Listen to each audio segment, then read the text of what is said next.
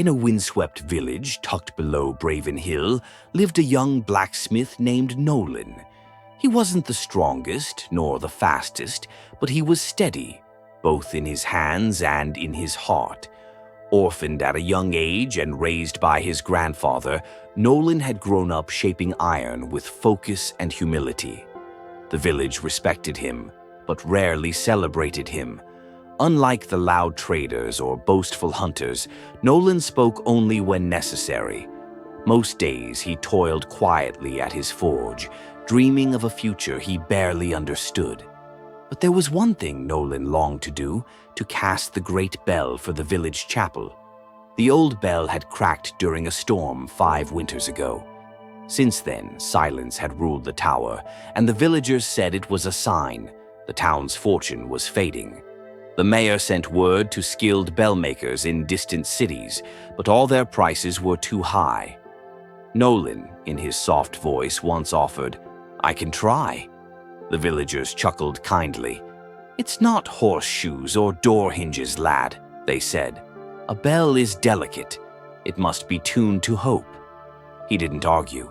He simply nodded and returned to his forge. But secretly, he began preparing.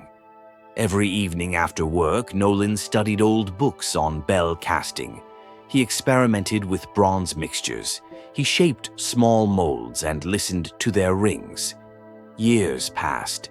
Then one spring, news spread that a nobleman was passing through the village.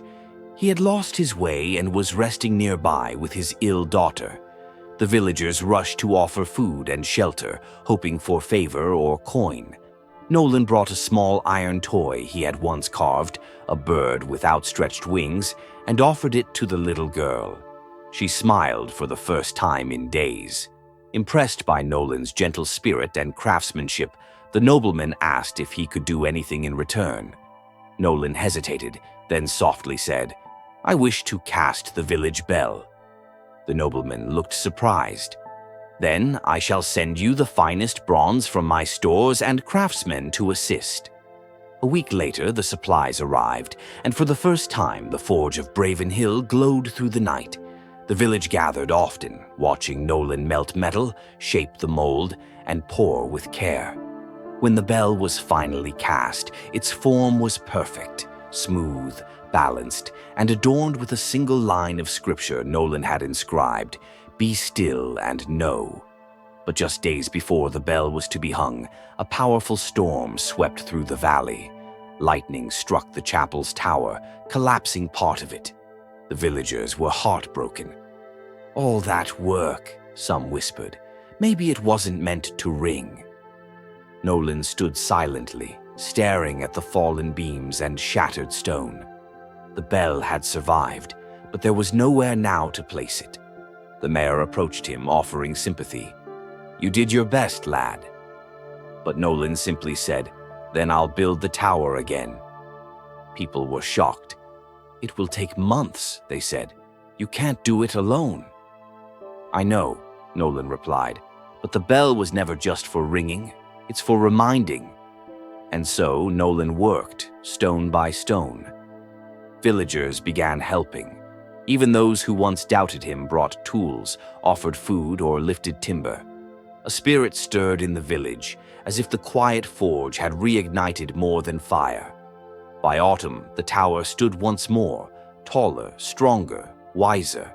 When the bell was finally lifted and struck for the first time, its deep, clear tone echoed across the hills like a prayer. People wept, not just for the sound, but for what it meant. That hope had returned not from riches or outsiders, but from one of their own who had never given up. The nobleman, who had returned to hear the bell ring, placed his hand on Nolan's shoulder. "You forged more than a bell, son. You forged belief." Years later, when Nolan was old and gray, children would sit at his feet and ask, "Tell us about the bell." He would smile and say, "Everyone thinks the bell was made in a moment, but it was shaped long before the fire was lit. It was shaped in silence, in waiting, in not being chosen. And when the storm came, it didn't mean I had failed. It meant I was being prepared." Then he would look toward the tower, now covered in ivy but strong as ever, and whisper, "Sometimes, the reason you're delayed is because your gift isn't meant to arrive early. It's meant to arrive right on time, to lift others when they've lost the sound of hope." Moral of the story: true purpose is often forged in silence and revealed in the storm. Your delay may be the world's divine timing,